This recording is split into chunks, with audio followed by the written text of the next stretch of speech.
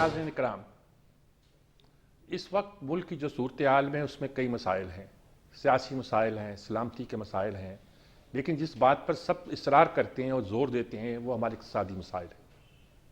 इक़्तिसादी मसाइल के बारे में ये अंदाज़ा लगाया जा सकता है कि पिछले दिनों में हमारे वज़ीर ख़ज़ाना इसहाक़ डार ने जो 3 मुलाकातें सदर ममलिकत से की आरफ अलवी से, लोग बहुत से अंदाजे और लगाते थे, लेकिन जो एक ऑफिशियल वर्शन आया है उसमें यही कहा जाता था कि पाकिस्तान की मईशत इतनी ख़राब है और उसको बचाने के लिए सदर से मुलाकात इसलिए की गई है कि उनकी मदद भी हमें कारगर साबित हो सकती है।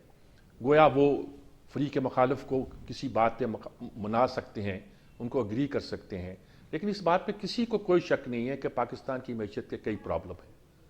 कोई कहता है डिफ़ॉल्ट कर चुका है, कोई कहता है डिफ़ॉल्ट कर जाएगा, कोई कहता है 6 महीने तक तो नहीं करेगा, कोई कहता है जी सन 23 तक कर्जे हमने 2 साल बाद देने हैं, वो उस तक तो कोई प्रॉब्लम नहीं है। क्या मसला है, क्या नहीं है, कुछ नहीं है। आम आदमी महंगाई से पिसता जा रहा है। कोई कहता है इसहाक़ डार ने आकर ख़राब कर दिया, कोई कहता है जी मुफ्ता इस्माइल पहले ही ख़राब करके गए थे, IMF में जो जाता है वो फंस जाता है। बहुत सी बातें की जाती हैं। हमारे पास इस वक्त, हमारे साथ इस वक्त डॉक्टर हफीज़ पाशा साहब मौजूद हैं, जिनकी तज़ियों का और जिनमें तवाज़ुन भी होता है और प्रोफेशनलिज्म होती है, कोई पार्टिजन एंगल नहीं होता, मैं बहुत कायल हूँ और उनकी राय का मैं हमेशा बहुत एहतराम करता हूँ। आज पाकिस्तान के वज़ीर ख़ज़ाना रह चुके हैं, ये एक छोटी बात है, लेकिन ये है कि वो मैं आज उनसे जानना चाहूँगा इस वक्त पाकिस्तान की मईशत की असल सूरत-ए-हाल क्या है और इससे निकलने का अगर कोई तरीका है तो हमारी रहनुमाई फरमाएं। जी डॉक्टर पाशा साहब, कैसे हैं आप? ठीक हैं जी, आपकी दुआएं। सवाल तो मैंने कर दिया जी, बस पाकिस्तान की मईशत है कहाँ? हर आदमी अपनी कहानी लाता है, हर आदमी का एक पार्टिजन पॉइंट ऑफ व्यू होता है। पार्टिजन ना हो तो कोई एंगल होता है, कोई जाविया होता है। आप कैसे देखते हैं एक मईशत दान के तौर पर जो इसका तजिया करते हैं, उससे निकलने की शक्ल क्या बताते हैं आप हमें? बिस्मिल्लाहिर्रहमानिर्रहीम। देखिए, मुझे अफसोस से ये कहना पड़ता है कि मुल्क के माशी हालात काफ़ी ख़राब हो चुके हैं और उसकी वजह यह है कि बहुत से असरात हम पर पड़ रहे हैं। एक तो इस वक्त दुनिया में जो माशी हालात वो ख़राब होते जा रहे हैं, ठीक है। ग्लोबल इकॉनमी रिसेशन में जा रही है, उससे हम पर असर पड़ रहा है।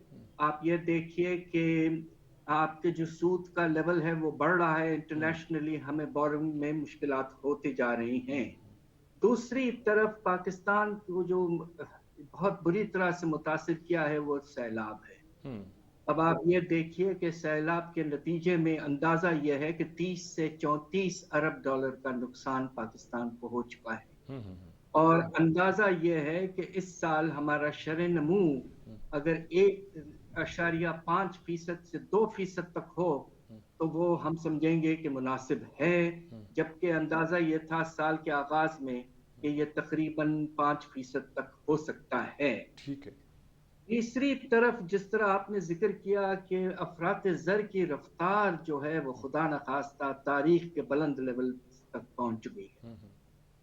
आप ये देखिए कि पिछले 5 महीने में आपके अफरात ज़र की रफ्तार तकरीबन 25% रही और इससे भी ज्यादा परेशानी की बात यह है कि खाने पीने की अशिया की कीमतें 32% बढ़ी और इसके बहुत से वजूहात हैं। यकीनन बाहर की कीमतों में इजाफा, फिर हम जो देख रहे हैं कि सैलाब के बाद में जो सप्लाई के शॉर्टेजेस हो रहे हैं, खास तौर पे खाने पीने की चीज़ों की वजह से, उसके नतीजे में कीमतें बहुत बढ़ रही हैं। और आखिरी बात मैं और कहना चाहूँगा कि मैं समझता हूँ कि सबसे ज़्यादा परेशान कुन बात यह है कि पाकिस्तान के जो फॉरेन एक्सचेंज रिजर्व्स हैं वो बहुत हद तक गिर चुके हैं।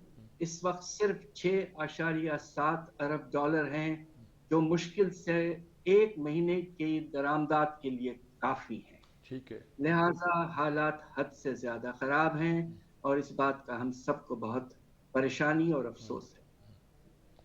तो इसके निकलने का रास्ता क्या आप समझते हैं? वजह तो आपने 2-3 गिनवा दी, सैलाब भी आ गया, इंटरनेशनल हालात भी हो गए, हो सकता है कुछ हमारी इकनॉमिक पॉलिसियों का भी असर हो, लेकिन कोई इसका हल है कि नहीं है? मुझे कोई आदमी नज़र नहीं आता जो बता सके कि इसका हल ये किया जा सकता है। शॉर्ट टर्म हल तो शायद किसी के पास नहीं है, लॉन्ग टर्म हल भी कोई नहीं सही तौर पर बताता, आपस में ही लड़ते रहते हैं सब। आप क्या कहते हैं? دیکھیے اگر آپ اجازت دیں تو میں تھوڑا سا اس بات کو واضح طور پر کہنا چاہتا ہوں. ایک تو جو تجارتی خسارہ ہے اس کو کم کرنے کی جو کوشش کی جا رہی ہے اسٹیٹ بینک آف پاکستان کی طرف سے، وہ ہمارے جو ایل سیز ہیں ان پر امپورٹ پر پابندیاں لگا رہے ہیں، جو کہ سراسر میں سمجھتا ہوں کہ غلط پالیسی ہے. مناسب پالیسی یہ ہے کہ اس وقت آپ کا ایکسچینج ریٹ ہے، روپے کی جو قدر ہے اس کو آپ مارکیٹ ڈٹرمن کریں. اور میرا اندازہ یہ ہے کہ مناسب پالیسی یہ ہوگی کہ اس وقت جو آپ کے اوپن مارکیٹ کا ریٹ ہے وہ مناسب ریٹ ہے. اس کے نتیجے میں ہو یہ رہا ہے کہ جو فاصلہ پیدا ہو گیا ہے انٹر بینک ریٹ اور اوپن مارکیٹ ریٹ میں، اس کے نتیجے میں ہماری ریمیٹنسز جو حوالہ کی طرف جا رہی ہیں، اور ایکسپورٹس کا بھی مجھے اب نظر آ رہا ہے کہ کچھ پیسہ ڈائیورٹ ہو رہا ہے، تو یہ فوراً ختم کرنا ہے. دوسری طرف اور اس کے نتیجے میں اگر آپ ایکسچینج ریٹ کو مناسب لیول پہ لے جاتے ہیں تو ہمارے برآمدات کو بھی کچھ سپورٹ مل سکے گا. اس وقت حکومت صرف یہ کر رہی ہے کہ درآمدات کو کم کر رہی ہے. ہمیں کوشش دونوں کرنا چاہیے کہ ٹھیک ہے. درآمدات کم ہو اور ایکسپورٹس بھی بڑھیں. دوسری طرف آپ آ جائیے کہ امپورٹس کے بارے میں کیا کرنا چاہیے مناسب پالیسی. دیکھیے ہوا یہ ہے کہ پاکستان نے پچھلے 20 سال میں اپنے دروازے بالکل کھول دیے ہیں باہر کی چیزوں کے لیے. آپ کو شاید حیرت ہوگی یہ سن کر کہ پاکستان میں اس وقت جو ایوریج ہماری امپورٹ ڈیوٹی ہے وہ 11% ہے. ٹھیک ہے. اور ہندوستان میں 18%، بنگلہ دیش میں 14%، جبکہ ان کے برآمدات بہت بڑے ہوئے ہیں، وہ کم کر سکتے ہیں. پاکستان کو کم از کم جو آئٹمز ہمارے 20% کے ہیں ان کا ریٹ بڑھانا چاہیے. آگے چل کے 16% امپورٹ ڈیوٹی جس پہ ہے اس کو 20 کریں، 20% کو 30% پر فوراً سے فوراً لے جائیں تاکہ نان ایسینشل امپورٹس کم ہوں. آپ چاہیں تو میں آپ کو دوسری باتیں بھی بڑھا سکتا ہوں، بٹ شاید میں نے زیادہ وقت لے لیا. نہیں وقت زیادہ نہیں لیا. میں تو چاہتا ہوں کہ دوسری باتیں بھی اگر آپ کے فوری طور پہ ذہن میں ہیں اور بتا سکتے ہیں ضرور بتائیں. ہم آپ ہی سے گفتگو کرنا چاہتے ہیں زیادہ وقت پہ. میں آپ کو اب لے جاتا ہوں اپنے اندرونی حالات پر اور خاص طور پہ بجٹ کا خسارہ کے بارے میں. آئی ایم ایف کے ساتھ جو اگریمنٹ ہوئی ہے وہ یہ کہ اس سال کا خسارہ جو ہے وہ پچھلے سال سے تقریباً 20% کم ہونا چاہیے لیول اس کا، جو کہ ایک حیرت انگیز ٹارگٹ ہے، تقریباً غیر ممکن سا، مگر ہم نے اسے ایکسپٹ کیا ہوا ہے. پہلے جو آپ کا کوارٹر ہے یعنی کہ جولائی سے لے کر سپٹمبر، اس میں ہمارا جو بجٹ کا خسارہ ہے کم ہونے کے بجائے 70% بڑھ گیا ہے. اب آپ یہ دیکھیے کہ ہمیں کیا کرنا ہے. سب سے پہلے میری گزارش یہ ہے کہ میں نے اس پہ کتاب بھی لکھی ہے پچھلے دنوں، کہ ہمارے جو ملک کے شرفاء ہیں ایلیٹ، ماشاءاللہ پچھلے 75 سال سے ان کو جو ہم نے مرات بڑھاتے گئے ہیں، جو ہم نے ٹیکس ریلیفز، کنسیشنز اور ریبیٹس وغیرہ جو دیے ہوئے ہیں، آپ کو حیرت ہوگی کہ وہ تقریباً 2,500 ارب تک پہنچ چکے ہیں. اچھا. میں چھوٹا سا آپ کو ایک ایگزامپل دے دوں اگر آپ چاہیں تو اس بات کو واضح کروں. جی بالکل. دیکھیے ہمارے جو سب سے بڑے زمیندار ہیں پاکستان کے، جن کے جو 1% ہمارے ملک کے سب سے بڑے کسان جو ہیں، ان کے پاس آپ کو حیرت ہوگی 22% زمین ہے. ہمارا ایگریکلچرل سینسس خود کی یہ کہتا ہے. ان کی سالانہ نیٹ آمدنی 980 ارب. ایگریکلچرل انکم ٹیکس کتنا دیتے ہیں؟ کھینچ کھانچ کے 2.5 ارب روپے. اچھا. یہ کون سا نظام ہے آپ مجھے بتائیے. ایک طرف آپ سب سے امیر طبقے سے 2.5 ارب اٹھا رہے ہیں اور دوسری طرف آپ چینی، گھی وغیرہ کے آئٹمز پر 100 ارب سے زیادہ ٹیکس لے رہے ہیں عوام سے. یہ کون سا نظام ہے؟ عدل انصاف تو بالکل نہیں ہے. تو اس طرح میں آپ کو 50 ایگزامپلز دے سکتا ہوں جہاں غلط مراد ملے ہوئے ہیں. اب وقت آ گیا ہے، اور پچھلے دنوں ہمارے پچھلے فائنانس منسٹر نے بھی لکھا ہے ڈان میں کہ ایلیٹ کیپچر بہت ہو چکا تھا، اب اس کو ختم کرنا ہے، اب وقت آ گیا ہے کہ اسے کم کریں، اور جو آپ ایڈیشنل ریونیو اٹھائیں گے اس سے ڈیولپمنٹ کے پروجیکٹس کے اخراجات بڑھائیں، اور ریلیف اور ریہیبلیٹیشن پر فلڈز کے بعد پیسہ زیادہ. آپ چاہیں تو میں خرچوں کے بارے میں بھی ذکر کر لوں. جی بالکل کر لیں. دیکھیے بات یہ ہے کہ 18ویں ترمیم کے بعد خیال یہ تھا کہ پاکستان میں جو فیڈرل لیول پہ خرچے ہیں وہ کم ہو جائیں اور زیادہ کام اور خرچے آپ کے پروونشل لیول پہ ہوگا. مگر ایک بات آپ کو اگر میں کہوں تو آپ شاید کچھ حد تک حیران ہو جائیں کہ پاکستان کے جو ہمارے پبلک سیکٹر انٹرپرائزز ہیں، تقریباً 85 ایسے کمرشل انٹرپرائزز ہیں، ریلوے، پی آئی اے وغیرہ وغیرہ. آپ کو حیرت ہوگی کہ پاور سیکٹر کے بھی جو آپ کے انٹرپرائزز ہیں یہ سب ملا لیں، پچھلے سال ان کا بوجھ بجٹ پر جو خرچہ ہم نے کیا ہے وہ ہمارے ڈیفنس بجٹ کے خرچوں سے زیادہ ہے. حیرت انگیز بات یہ ہے کہ سیکیورٹی پہ ہم کم خرچ کر رہے ہیں اور ان اداروں پہ جہاں بے پناہ انفیشنسی اور کرپشن ہے ان پر ہم زیادہ پیسے خرچ کر رہے ہیں. ایسا تاریخ میں کبھی نہیں ہوا، نہ ہونا چاہیے.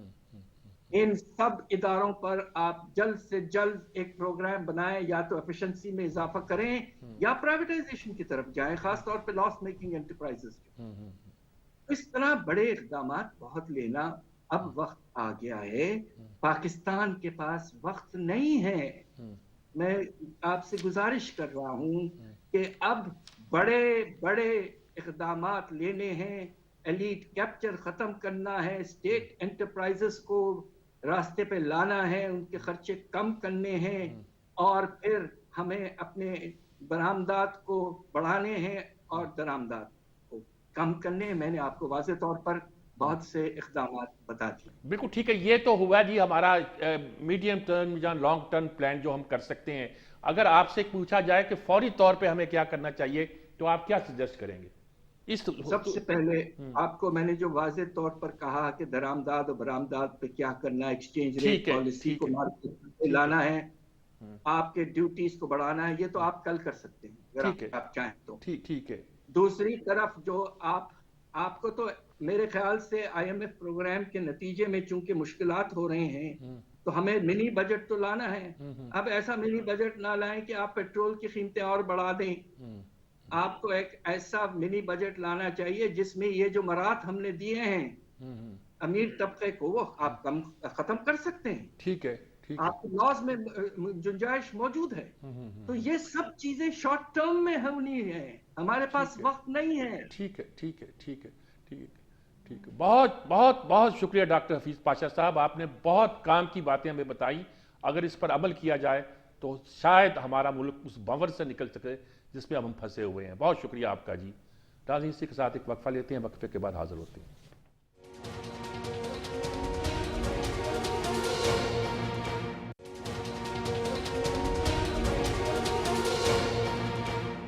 جی ناظرین کرام، ہم گفتگو اس مسئلے پہ کر رہے ہیں کہ پاکستان کی معیشت آج کہاں کھڑی ہے اور کیوں کھڑی ہے اور کیسے کھڑی ہے، اس کا حل کیا ہے. جیسا کہ میں نے عرض کیا کہ ہم پارٹیزن ہو جاتے ہیں یا ہمارا کوئی زاویہ ہوتا ہے، اینگل ہوتا ہے، اور ہم طے نہیں کر پاتے کہ ہمارا مسئلہ کیا ہے. اتنی اہمیت تو اس کی ہے کہ اسحاق ڈار 3 بار ملے ہیں ہمارے صدر مملکت سے، اور وہ یہ وضاحت کر رہے ہیں کہ وہ کسی اور سیاسی مقصد کے لیے نہیں بلکہ پاکستان کی معیشت میں ان کی مدد حاصل کرنے کے لیے، یعنی مخالف پارٹی کی مدد حاصل کرنے کے لیے وہ کوشش کر رہے ہیں. بہت بڑا مسئلہ ہے، سب اس کو تسلیم کرتے ہیں. اس کی وجہ بھی کوئی ہر آدمی مختلف بیان کرتا ہے. تو میرے ساتھ اس وقت جو ڈاکٹر سلمان شاہ صاحب موجود ہیں، وزیر خزانہ بھی رہے ہیں پاکستان کے، اور میں یہ کہوں گا کہ میرے بہت پسندیدہ معیشت دانوں میں اس لیے ہیں کہ وہ بہت صفائی کے ساتھ اور بڑی کلیئرٹی کے ساتھ بات کرتے ہیں جو ہمیں سمجھ بھی آتی ہے اور جس پہ کچھ منطق بھی ہوتی ہے. اور یہ نہیں کہ وہ گھر بیٹھ کے بات کرتے ہیں، انہوں نے بڑے مشکل حالات میں پاکستان کی وزارت خزانہ کو سنبھالا تھا. اس لیے میں ان سے یہی سوال کروں گا کہ پاکستان کی معیشت اس وقت کہاں کھڑی ہے. اور میں اسحاق ڈار پہ الزام لگاؤں، اسحاق ڈار مفتاح اسماعیل پہ لگائے، وہ دونوں مل کے پرانی حکومتوں پہ لگائیں، یہ تو مسئلے کا حل نہیں ہے. مجھے مسئلہ بتائیں، عوام مہنگائی میں پس رہے ہیں، معیشت کے بارے میں روز آ رہا ہے کہ ڈیفالٹ کر رہی ہے، ڈیفالٹ کر رہی ہے، ڈیفالٹ کر رہی ہے. کیا صورتحال ہے اور نکلنے کا راستہ کیا ہے؟ شاہ صاحب السلام علیکم. جی وعلیکم السلام. ڈاکٹر صاحب کیا آپ نظر آتا ہے آپ کو؟ یعنی رونا تو سب روتے ہیں جی، لیکن ہم جو رونا روتے ہیں مجھے وہ لگتا ہے کہ سیاستدانوں کا رونا ہوتا ہے. آپ کیا تجزیہ کرتے ہیں کہ کیا کہاں کھڑے ہیں ہم، اور کوئی حل اس کا نظر آتا ہے آپ کو جی؟ میر صاحب، سب سے بڑا جو ہمارا مسئلہ ہے یہ تو ساروں کو پتہ ہے کہ ہمارے بیرون ملک جو قرضے ہیں وہ ہماری برداشت سے باہر ہو گئے ہیں. میرا مطلب ہے کہ ہماری اکانومی ان کو سروس نہیں کر سکتی. اس وقت تقریباً ہمارے بیرون ملک قرضے 130 ارب ڈالر کے ہو چکے ہیں. ٹھیک ہے. اور یہ ہماری اکانومی جو ہے اس کو نہ تو وہ کوئی ایکسپورٹ اورینٹڈ اکانومی ہے کہ ہم ایکسپورٹ کریں اور اس سے ڈالر ملیں اور یہ بیرون ملک قرضے ہم ان کا سود بھی ادا کر سکیں اور لیٹ الون کہ ان کو واپس کر دیں. تو ہماری اکانومی تو ایک ایسی جگہ پہ پہنچی ہے جہاں سے اب واپسی جو ہے اس کو بڑی تکلیف دہ بھی ہے اور ریفارمز کے بغیر وہ واپسی ہو نہیں سکتی. اور یہ واپسی کئی سال لگیں گے. یہ نہیں ہے کہ کل ایک دم اکانومی ٹھیک ہو جائے گی. نہیں، اکانومی کی گراوٹ ہم روک سکتے ہیں لیکن اس کی واپسی ٹو پراپر گروتھ اورینٹڈ جہاں پہ نوکریاں بن رہی ہوں، جہاں پہ خوشحالی ہو، وہ ابھی بہت ٹائم لگے گا اور اس کے لیے بہت محنت کرنی پڑے گی. اب بات یہ ہے کہ جب میں وزیر خزانہ تھا آپ کو یاد ہوگا کہ 2007 میں ہمارے بیرون ملک قرضے جو تھے وہ 38 ارب ڈالر کے تھے، صرف 38 بلین ڈالرز. اور اس وقت کی حکومت کی ایک اسٹریٹجی تھی کہ انہوں نے قرضے جو ہیں مہنگے قرضے ہم نے واپس کیے اور ہم نے کوشش کی کہ قرضوں کا بوجھ آہستہ آہستہ کم کرتے جائیں. سو اس وقت 38 ارب ڈالر کے بیرون ملک قرضے تھے اور اوور آل جو اندرون ملک اور بیرون ملک دونوں ملا لیں تو ہمارے قرضے ہمارے جی ڈی پی کے کوئی 54% پہ تھے. تو اب وہ حالات نہیں ہیں. اب یہ ہے کہ ہمارے 130 ارب ڈالر کے بیرون ملک قرضے ہیں اور جو ٹوٹل قرضے ہیں وہ کوئی ہماری اکانومی کے حساب سے 85% تک پہنچے ہوئے ہیں جی ڈی پی کے. اچھا. سو اس کا مطلب ایک تو ہے کہ ہمیں قرضوں کے جو ہے اس کو کرنا ہے دوبارہ سے ایک قسم کا وائبلٹی لے کے آنی ہے اور اس کے لیے قرضوں کی اسٹریٹجی چاہیے.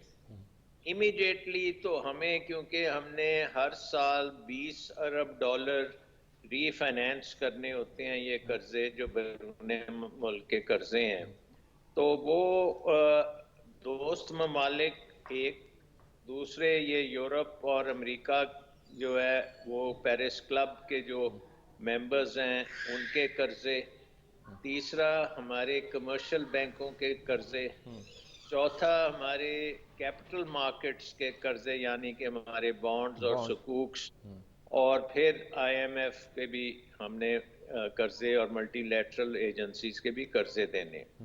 سو کیپٹل مارکیٹس کے قرضے تو ابھی ہم نے $1 بلین پے کیا دسمبر میں، ہمارے سکوک ڈیو تھے، اور اگلا جو ہمارا انسٹرومنٹ ہے 2024 میں آنا ہے تو اس وقت تک وہ ہم سیف ہیں ڈیفالٹ سے، بشرطے کہ ہم انٹرسٹ پے کرتے رہیں جو بھی انٹرسٹ ڈیو ہوتا ہے ان پہ. سو دا اسٹریٹجی جو اس وقت مجھے نظر نہیں آ رہی، بٹ کیونکہ حکومت زیادہ کوئی ایکسپلین بھی نہیں کرتی، تو اسٹریٹجی یہ ہونی چاہیے کہ یہ تمام سورسز جو ہیں ہمارے قرضوں کے، ان کے ساتھ بڑی امپورٹنٹ ڈسکشنز کی جائیں اور ان کو جو قرضے ہیں ان کو ری شیڈیول کرایا جائے اور ان کی ری فائنینسنگ ہو. تو سب سے پہلے تو چین کے ساتھ ہمارے اس وقت ہونے چاہیے بڑی انٹینس نیگوشیشنز کہ پرانے چین کے قرضے جو ہیں ان کو بھی ہم ری فائنینس کر سکیں اور ہمیں وہ کچھ اور قرضے دیں ہماری اکانومی کو چلانے کے لیے، may be even balance of payment support کے لیے بھی ان سے ہمیں لینے چاہیے، کیونکہ ہماری چین کے ساتھ ایک تو اسٹریٹجک ریلیشن شپ بھی ہے، اور دوسرا ہے کہ سی پیک کی وجہ سے ہماری ان کے ساتھ کوآپریشن کی جو ویژن ہے اس میں ابھی بہت کام کرنا ہے. ٹھیک ہے. سو ادھر سے انویسٹمنٹ بھی آنی ہے، ہم نے بھی یہاں پہ ان کو ماحول کریٹ کرنا ہے جس میں چائنیز انویسٹمنٹ آ سکے، پھر ہم نے چائنا میں ایکسپورٹس بہت بڑھانی ہے. تو یہ ساری چیزیں جو ہیں وہ ہمیں چین کے ساتھ ڈسکس کر کے ایک اسٹریٹجک فائنینسنگ پیکج چین سے کرنا چاہیے. اسی طرح ہمارا یورپ اور پیرس کلب کے جو ممبرز ہیں ان کے ساتھ بھی ایک اسٹریٹجک ڈسکشنز ہونی چاہیے، اور اس میں ان کے ساتھ بھی ہم ایک روڈ میپ طے کریں کہ کیسے یہ قرضے جو ہیں ان کو ری فائنینس اور ری شیڈیول کرنا ہے، یا اور قرضے کیسے لینے ہیں جب تک ہمارے یہ پرابلم کرائسس حل نہیں ہوتا. اور پھر تیسری چیز یہ ہے کہ جو کیپٹل مارکیٹ سے ہیں وہاں ہمیں کوئی مسئلہ نہیں ہونا چاہیے، اس کو ہم جیسے وہ چل رہے ہیں ان کو چلنے دیں.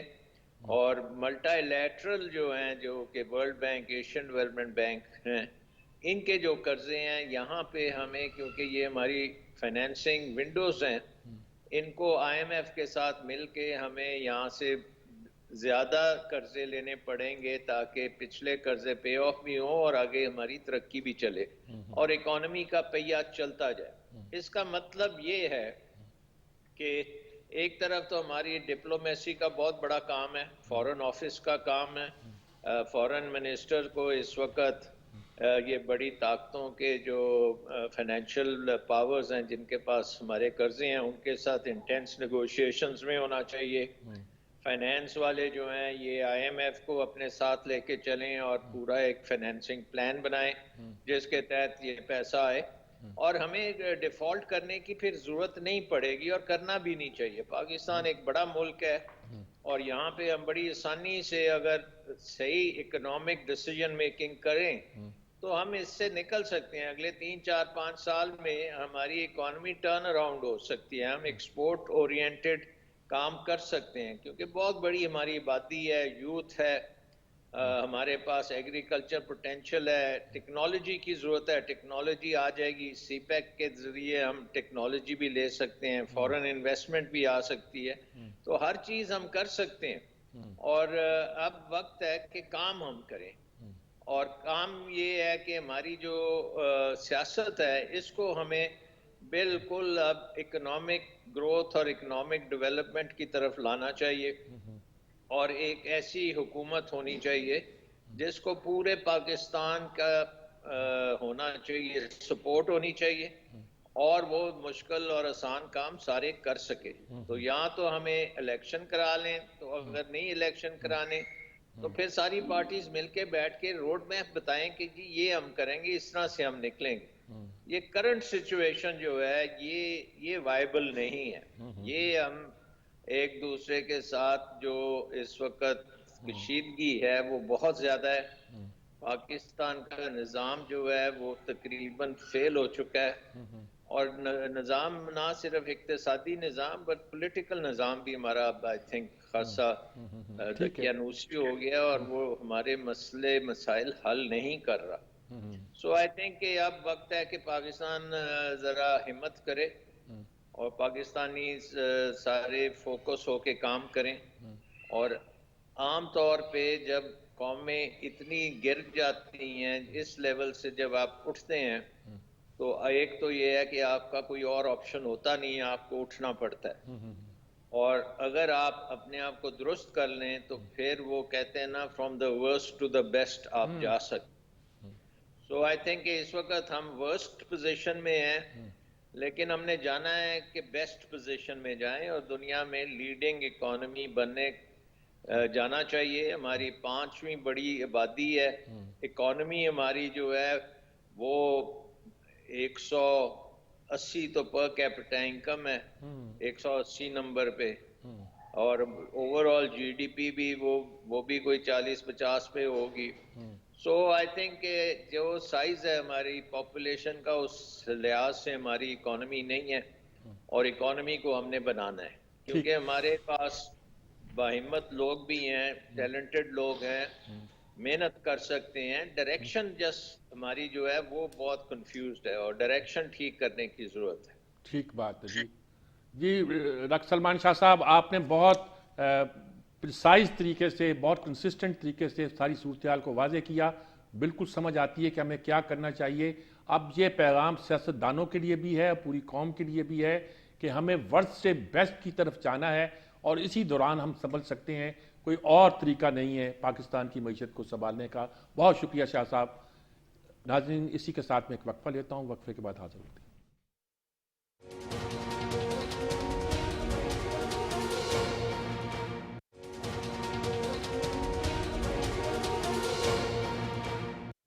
جی ناظرین کرام، اس سیگمنٹ میں ہمارے ساتھ ڈاکٹر شاہد حسن صدیقی صاحب ہیں، جو ملک کے بہت ہی ممتاز معیشت دان ہیں، جو ہماری معیشت کو اسلامی خطوط پر لانے کے لیے بہت کام کرتے ہیں، اور میرے بہت ہی پیارے دوست ہیں. اور ان کی رائے کا میں ہمیشہ احترام کرتا ہوں، ان سے سیکھتا بھی ہوں، اور کوشش کرتا ہوں کہ پاکستان کے مسائل اگر ان کی فکر کی روشنی میں حل ہوں تو شاید ہم جلد اپنی منزل کو پا لیں. ڈاکٹر صاحب السلام علیکم. جناب وعلیکم السلام ورحمۃ اللہ. ڈاکٹر سوال تو ایک ہی ہے کہ پاکستان کی معیشت کا اس وقت کیا حال ہے. دیکھیں، پارٹیزن باتیں تو ہم کر لیتے ہیں، وہ کہتے ہیں جی اس کا قصور تھا، وہ کہتے ہیں اس کا قصور تھا، اسحاق ڈار نے یہ غلطی کی، مفتاح اسماعیل نے غلطی کی، دونوں کہتے ہیں پہلے نے یہ غلطی کی، اس حکومت نے غلطی کی، وہ کہتے ہیں لیگیسی چھوڑ گئے، وہ کچھ کہتے ہیں جی ہم نے آج تک اپنا سٹرکچر اکنامک کا، ساری باتیں کرتے ہیں. میں آپ سے پوچھنا چاہتا ہوں کہ آپ کی رائے میں اس وقت پاکستان کی معیشت جو یقین طور پر بری ہے کہاں کھڑی ہے، اور اس سے نکلنے کا آپ کی نظر میں راستہ کیا ہے؟ بہت شکریہ میر صاحب. پہلے میں آپ سے یہ عرض کر دوں کہ گزشتہ 10 مہینوں سے خاص طور پر پاکستان کی معیشت سنگین ترین بحران کا شکار ہے. لیکن اس پر آگے بات کرنے سے پہلے یہ کہہ دوں کہ میں پچھلے 15-20 دن یا ایک مہینے سے کم 2 درجن دفعہ میں نے کہا ہے کہ پاکستان ڈیفالٹ نہیں کرے گا، پاکستان ڈیفالٹ نہیں کرے گا. جو یہ بار بار تکرار کر رہے ہیں کہ پاکستان ڈیفالٹ کرنے والا ہے، وہ اپنے سیاسی مفادات کے تحفظ کے لیے ریاست پاکستان کو نقصان پہنچا رہے ہیں، جو کہ قابل نفرت بات ہے. مطلب اگر وہ ایک دوسرے کو الزام تراشی کریں میرے لیے فرق نہیں پڑتا، لیکن انہیں بھی پتہ ہے ہم ڈیفالٹ نہیں کریں گے. یہ میں پہلے بتا دوں، اس لیے کہ جب دوست ممالک ہماری مدد کے لیے تیار ہیں، کہ آئی ایم ایف کے پروگرام میں ہے، تو آئی ایم ایف کے پروگرام میں اگر آپ ڈیفالٹ کریں تو پھر آئی ایم ایف کا پروگرام کیا ہو گیا؟ اور مغرب بھی اس وقت افورڈ نہیں کر سکتا فی الحال 1 سال تک کہ ہم جو ہے وہ ڈیفالٹ کریں. تو یہ بات سب کے ذہن سے نکل جانی چاہیے کہ خدا نخواستہ کوئی خطرہ ہے. ہمارے گورنر اسٹیٹ بینک نے جون 2023 تک کہا ہے کہ جی ہم نے سب معاملات طے کر لیے ہیں، اور وزیر خزانہ یہ کہتے ہیں کہ جون 2023 تک کوئی ڈیفالٹ کی بات نہیں ہے. میں کہتا ہوں دسمبر 2023 تک بھی ڈیفالٹ کی کوئی بات نہیں ہے. اچھا، اب اس پہ چھوڑ دیتے ہیں کہ کس نے کیا غلطی کی، لیکن بنیادی طور پر بات یہ ہے کہ اس وقت اگر ہم صورتحال کا جائزہ لیں تو صرف یہ کہہ دیں کہ 28 فروری 2022 کو جب معیشت بحران کا شکار تھی، اس وزیر اعظم کی حیثیت سے عمران خان صاحب نے اپنے سیاسی مفادات کے تحفظ کے لیے جو ہے آئی ایم ایف سے تحریری معاہدہ توڑ دیا. ایسے وقت توڑا جبکہ ہمیں ان سے $900 ملین ملنے والے تھے. اگر وہ معاہدہ نہیں توڑتے، وہ $900 ملین مل جاتے، پھر دوست ممالک نے بھی ہاتھ کھینچ لیا، وہ بھی دے دیتے، تو آج ڈالر 224 کا نہیں ہوتا، شاید 185 یا 200 کے درمیان ہوتا. کیا تباہی بربادی کی، اس کی ذمہ داری لینی چاہیے. لیکن اگر آج کی حیثیت سے میں بات کروں تو اس وقت صورتحال یہ ہے کہ میں سمجھتا ہوں کہ اس حکومت کا جو ہے اگست تک جو ان کی حکمت عملی ہے، اس میں ان کا کوئی اصلاحات کرنے کا پروگرام نہیں ہے. ان کی پہلی ترجیح یہ ہے کہ ہمارے ریزروز میں اضافہ ہو، تاکہ ہم اپنے اس دور میں تمام ادائیگیاں جو بیرونی ہیں وہ کر دیں، خواہ باہر کے قرضوں سے کریں، چاہے قرضوں کی ادائیگی میں ری شیڈولنگ کریں یا کوئی مدد لیں. لیکن وہ ڈیفینیٹلی یہ چاہتے ہیں کہ ریزروز بڑھ جائیں اور ہم کوئی ڈیفالٹ کی پوزیشن میں نہ آئیں، جو کہ وہ کامیابی کر لیں گے. دوسرا ان کا یہ کہ ریزروز بڑھانے کے ساتھ روپے کی قدر جو بے تحاشا گر گئی ہے، جس سے معیشت تباہ ہو رہی ہے، اور یہ خودکشی ہے اس بری طرح گرانا. تو ان کی کوشش یہ ہے کہ جب یہ بہتر ہو جائے حالات تو تھوڑی ریزروز میں بہتری کے ساتھ روپے کی قدر میں بھی بہتری آئے. اور اس وقت بڑی سنگین صورتحال یہ ہے، میں آپ سے عرض کر دوں کہ ایک تو سیاسی افراتفری ہمیں نقصان پہنچا رہی ہے، دوسری طرف سے یہ کہ جو ہمارا ڈالر ہے بڑے پیمانے پر حکومت کو پتہ ہے، اسٹیٹ بینک کو پتہ ہے، وہ اسمگلنگ ہو رہی ہے افغانستان. تو جو کراچی کا ریٹ ہے، پشاور کا ریٹ ہے اور افغانستان کا ریٹ ہے کھلی منڈی کا، وہ بڑا فرق ہے. تو 240 کی ہم یہاں بات کر رہے ہیں 224 کی, لیکن یہ ایکچولی 250 ہے کھلی منڈے میں جو دھندا ہو رہا ہے. تو بڑی ذمہ داری ہے کہ لا ایجنسیز کی کہ یہ 200 جو اسمگلنگ ہو رہی ہے افغانستان ڈالر کو, خدا کے لیے اس کو روکیں. یہ ہمارے خون بہ رہا ہے جیسے زخم سے. یہ بہت اہم کام ہے. تو پہلے قرضوں کو ری شیڈول کرانا, قرضوں کی ادائیگی میں مہلت لینا, IMF کے پروگرام کو بحال کرانا, ہر حالت میں ہر قیمت پر جو بھی وہ کہیں ہمیں ماننا پڑے گا. اور تیسری بات یہ کہ سیاستدان اس وقت یہ سوچ لیں جب تک یہ بحرانی کیفیت ہے, پاکستان ہے تو سب کچھ ہے, تو تھوڑے دن کے لیے احتجاج کی دھمکیوں کی بند کر دیں جب تک ہم اس سنگین بحران سے نکلے, اس کے بعد دل کی بھڑاس نکال لیں. تو ری شیڈولنگ کرا لی, یہ سیاسی حالات بہتر تھوڑے بہت ہو جائیں اور اسمگلنگ روک جائے, تو اس کے بعد ہماری کوشش یہ ہونی چاہیے کہ ہم جو ہے وہ اپنے قرضوں کی ری شیڈولنگ کے بعد کوشش یہ کریں کہ جو روپے کی قدر ہے ملک کی کرنسی میں, اوپن مارکیٹ میں اس میں بہت بڑا فرق ہے, اس کو کم کر لیں. سیلاب زدگان کے لیے ریلیف جس طرح فراہم کر سکتے ہیں وہ کر لیں, اور بجلی کی کنزمپشن, گیس کی کنزمپشن, پیٹرول کی کنزمپشن اس کو کم کریں, دن کی روشنی میں کام کریں تاکہ ہمارے اوپر سے جو ہے امپورٹ کا بل کم ہو. اور امپورٹ جتنی بھی کم کر سکتے ہیں, آپ دوائیوں کو کر لیجئے, ضرور کھانے پینے کی اشیاء کر لیجئے, اسپیئر پارٹس کر لیجئے, اور اسی طریقے سے تیل کی. اگر بڑے پیمانے پر ہم امپورٹس کم کر کے کوشش کر لیں کہ کسی طریقے سے اس بحران سے نکلنے کے لیے ہم سب اپنا کردار ادا کریں, تو ان کی ترجیح میرے خیال سے اگست تک تو یہ بنیادی چیزیں جو 4-5 بتا دیں. لیکن اب جو اصل خطرہ مجھے نظر آ رہا ہے کہ اگلی حکومت کوئی بھی آئے, میرا اس سے غرض نہیں ہے, لیکن میں یہ سمجھتا ہوں کہ اس کو IMF کے پاس جانا پڑے گا, ہر حالت میں جانا پڑے گا, کیونکہ تباہی بربادی اتنی ہو چکی ہے اور یہ حکومت اس وقت کوئی اصلاحات نہیں کر سکتی, اوبویسلی ٹائم شارٹ ہے. تو اب سوال یہ کہ یہ جو IMF نے اس وقت IMF سے قرضہ ملا ہے, اس کی جو شرائط ہیں اتنی سخت ہیں جو دنیا کی تاریخ میں کسی ملک کے ساتھ نہیں کی گئی اور نہ پاکستان کی تاریخ میں کسی کے ساتھ کی گئی. تو یہ جو آج ہمیں نظر آ رہا ہے, اگر ہم دوبارہ جاتے ہیں, کمزور پوزیشن میں جاتے ہیں IMF کے پاس, تو وہ جو کچھ کرے گا اس سے پاکستان کی سالمیت کو خطرہ ہوگا, آگے چل کے جوہری پروگرام کو خطرہ ہوگا, دفاعی بجٹ کو خطرہ ہوگا, اور ترقیاتی بجٹ کو خطرہ ہوگا. وہ کہیں گے معیشت کی شرح نمو کو ذرا سا آپ تیز کر دیں, ہر چیز کو وہ کنٹرول کریں گے, نچکاری کر دیں, اور ہمارے ہاتھ پیر بن جائیں گے اور ہم بالکل تباہی کی طرف چلے جائیں گے.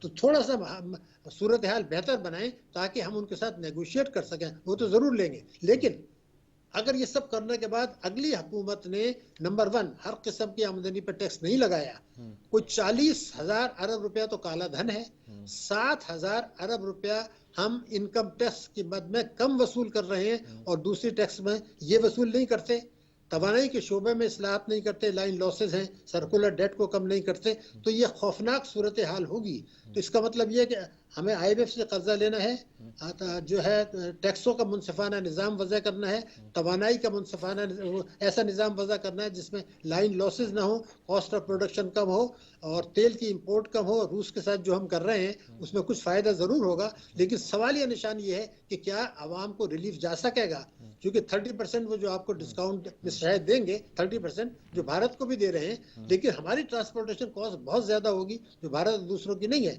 تو اگر 15% وہ نکل گئی تو پھر IMF یہ کہے گا جی آپ کو سستا تیل مل رہا ہے تو آپ اس میں GST بڑھا دیں, آپ پیٹرولیم لیوی بڑھا دیں, تو شاید عوام کو ریلیف دینے کے جو باتیں کر رہے ہیں وہ نہ ہو, لیکن بہرحال یہ کنسیشن ملے گا. دوسرا خطرہ ہمیں FATF کے ساتھ ہے. ہماری جو ریمیٹنسز آ رہی ہیں وہ انکم ٹیکس آرڈیننس 111(4) آ رہی ہیں, 111(4), جس میں یہ ہے کہ اسٹیٹ بینک کے علاوہ کوئی نہیں پوچھ سکتا. تو جو 31 ارب ڈالر کی ترسیلات ہیں, جس کا 68% جو ہے 4 ممالک سے آ رہا ہے, امریکہ, برطانیہ, سعودی عرب اور UAE, وہ اگر اس پر قطغن لگا دیتے ہیں مڈل ایسٹ کے ممالک پر, تو ہمارے لیے بڑی مشکلات ہو جائے گی, ہم وہ جھٹکا سنبھال نہیں سکیں گے. پھر ایک ہے پبلک سیکٹر کے لاسز. ہر وقت سب لوگ اسٹیل مل کی بات کرتے ہیں, PIE کی بات کرتے ہیں, ریلوے کی بات کرتے ہیں. سب سے بڑا نقصان تو نیشنل ہائی وے میں ہے. ان چیزوں کو پکڑیں, اور اس کے ساتھ اگر یہ تعلیم اور صحت, ریسرچ اینڈ ڈیولپمنٹ, برآمدات کو ہم نے پیچھے ڈال دیا ہے, جو ریمیٹنسز ہیں اس کو ہم آگے لے آئے ہیں, تو ہمارا گروتھ ریٹ اگلے سال جو ہونے والا ہے وہ 20 جون 2023 کو زیادہ سے زیادہ 2% ہوگا. اس سال 22-23% مہنگائی رہے گی اوسطاً 30 جون تک. تو اب عوام یہ سوچیں گے کہ 2% گروتھ میں ان امپلائمنٹ تو بڑھ گئی, سیلاب سے کوئی 91 لاکھ آدمی مزید غربت کی لکیر سے نیچے چلے گئے, اب اور مزید غربت آتی ہے, بے روزگاری آتی ہے, مہنگائی آتی ہے, تو عوام یہ سوچیں گے یہ جو ڈرامہ جو بھی کچھ ہو رہا ہے اس میں ہمارے لیے تو کچھ بھی نہیں ہے سوائے اس کے کہ ہماری زندگی اجیرن ہو. ان کا اگر پاکستان کے مستقبل سے ان کا وہ اعتماد اٹھ گیا اور وہ اپنے بچوں کے مستقبل سے مایوس ہو گئے, وہ جو سلامتی کا خطرہ ہے وہ بہت زیادہ ہوگا. پھر ہمارے تحریک طالبان نے سیز فائر سے کہہ دیا ختم ہو گئی اور انہوں نے حرکتیں شروع کر دی. امریکہ کا رویہ اس وقت جتنا معاندانہ ہے ہم اندازہ نہیں لگا سکتے. وہی پرانی باتیں انہوں نے شروع کر دی ہیں اور IMF کو یوز کر رہے ہیں. اس دوران میں اگر یہ حرکتیں ہوئی, مہنگائی بڑھی, غربت بڑھی اور ساتھ میں پھر FDI ہمارا جو گرتا چلا جا رہا ہے گرے گا, ریمیٹنسز کو خطرہ ہے, تو پھر یہ چیزیں ہمیں سوچنی ہیں کہ آخر ہم چاہتے کیا ہیں. کیونکہ میرا سوال اس وقت یہ ہے محترم کہ اس وقت جو پاکستان کو مشکلات ہیں ہر شعبے میں, خالی معیشت میں نہیں, امن و امان دیکھ لیجئے, سیلاب کو دیکھ لیجئے, ہماری ساکھ دیکھ لیجئے, ہماری کریڈٹ ریٹنگ گرا دی گئی ہے, ہر طرف سے ہمیں مصیبتیں ہیں. ابھی ٹرانسپیرنسی انٹرنیشنل نے کہا ہے کہ جو پاکستان کے جو ادارے کرپٹ ہیں ان کے نام لے دیے ہیں. تو جو ہماری ساکھ جا رہی ہے, پھر ہم کہتے ہیں ہم ڈیفالٹ کر رہے ہیں. کچھ لوگ کہتے ہیں ہم بینکرپٹ ہو جائیں گے. ان کو یہ پتہ نہیں ہے کہ ملک بینکرپٹ نہیں ہوا کرتے, ادارے بینکرپٹ ہوتے ہیں. مثال کے طور کمپنی بینکرپٹ ہوگی, ملک کیسے بینکرپٹ ہو سکتا ہے؟ مفتاح صاحب نے وزیر خزانہ کی حیثیت سے کہہ دیا. دنیا کے کوئی ملک میں حکومت نہیں کہتی ہم ڈیفالٹ کر رہے ہیں, یہ بینکرپٹ ہوں گے, ہمارے یہ بھی ہو گیا. تو ہم دنیا کو کیا میسج دے رہے ہیں اور دنیا سے ہم کیا توقع لے رہے ہیں؟ تو اگر وہ جوہری طاقت کو نقصان پہنچانے کے لیے جو عالم اسلام کی پہلی جوہری طاقت, ایک مضبوط قوت جس کی سرحدیں جو ہیں دنیا کی دو بڑے معیشتوں چین اور بھارت سے ملتی ہیں, ایران سے ملتی ہیں, بڑا مالدار ملک ہے افغانستان جو 6 اسٹیٹس تک جاتا ہے, ان تمام چیزوں کو دیکھتے ہوئے اگر کچھ ممالک ہمیں نقصان پہنچانا چاہتے ہیں, اور اس وقت جبکہ پاکستان کی تاریخ میں ہر لحاظ سے مشکلات میں ہے, 75 سال میں کبھی اتنی نہیں آئی, تو سب سے زیادہ سیاسی جھگڑے اس وقت شروع ہو گئے. تو نیو گریٹ گیم میں نے یہ دیکھا جب پاکستان کی مشکلات بڑھتی ہیں تو سیاسی جھگڑے زیادہ شروع ہو جاتے ہیں. کوئی ایمرجنسی لگانے کی بات کرتا ہے, اسی زمانے میں سیاسی جھگڑے عدالتوں میں جاتے ہیں. تو میرا سوال تو یہ, ہم چاہتے کیا ہیں؟ کہ ہم واقعی اس ملک کو اپنے سیاسی مفادات کے لیے نقصان پہنچانا چاہتے ہیں؟ کیا ہم اشرافی کی معیشت سے واقعی پیچھے رہنا چاہتے ہیں, یا یہی چلتا رہے گا؟ یہ وہ سوالیہ نشان ہے جو ہر پاکستانی کو سوچنا ہے, اور وہ سوچے کہ میں نے کیا کرنا ہے اس ملک کو جو ڈوبنے کے لیے لوگ کر رہے ہیں, اس کو بچانے کے لیے میرا کردار کیا ہونا چاہیے. یہ بنیادی سوال ہے اور آپ کا کردار اس میں بڑا اہم ہے. بہت اچھی بات جی ڈاکٹر صاحب, آپ نے بہت وضاحت کے ساتھ اور میرے کچھ پوچھنے کے بغیر اتنی تفصیل کے ساتھ پوری نقشہ کھینچ دیا ہے, بتا دیا ہے. سیاستدانوں کو بھی پیغام ہے, عوام کو بھی پیغام ہے, کیا اس ملک کی تقدیر بدلنے کا کوئی رستہ جن کو نظر نہیں آتا تھا ان کو نظر آ جانا چاہیے. ہم نے بڑی تفصیل کے ساتھ اس مسئلے پر گفتگو کی ہے. ناظرین کرام, آپ بھی سوچئے, اور وہ لوگ جو اس وقت اقتدار میں ہیں یا ہم جس مقتدر طبقہ کہتے ہیں یا جسے رولنگ پارٹی ہم کہتے ہیں, یعنی رولنگ پارٹی میں اپوزیشن بھی شامل ہوتی ہے, تو یہ سارے لوگوں کو سمجھانے کے لیے اور ان پر دباؤ ڈالنے کے لیے ہم جو کچھ بھی کر سکتے ہیں وہ ملک کی محبت میں ہے. وہ ملک جو اسلام کے نام پہ بنا تھا, یوں سمجھیے اسلام کی محبت میں ہے. اجازت چاہتا ہوں, اللہ حافظ.